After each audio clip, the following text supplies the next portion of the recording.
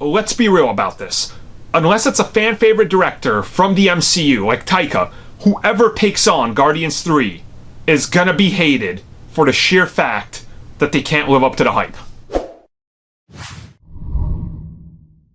So no matter what happens with Guardians 3, let's be real. Whoever takes on that movie is gonna get a lot of hatred.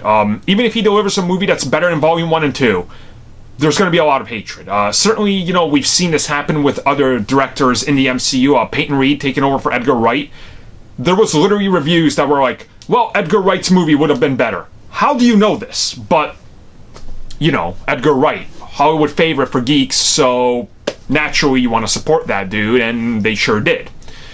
And Guardians finds himself in a weird location as a franchise because other directors are going to be offered a job. Someone is going to take it. James Gunn is not coming back. But whoever it is, unless it's like Taika, who many people have said, hey, he did good with Thor Ragnarok, so let's give him that, will find himself at the barrage of hatred on social media and their personal life, and it's just going to be terrible. And what's worse is whoever it is, every single press junket, every single interview, from IGN to little websites to anybody, no matter what, when that director sits down, one of the questions is going to be, so, how are you going to fill James Gunn's shoes? And the dude has to openly defend himself. So that's the problem, right? And recently, even director Stephen DeKnight, he did, was he responsible for the terrible Pacific Rim 2? I can't remember how involved he was. I think he was more responsible than the first one. Anyway, you know, he's a director. He helped with Daredevil and stuff.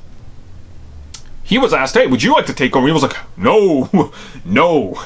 You know, we gotta dodge that bullet, because the moment you do that, you have the largest shoes to fill. And the expectations and everything you've done is automatically going to just be irrelevant.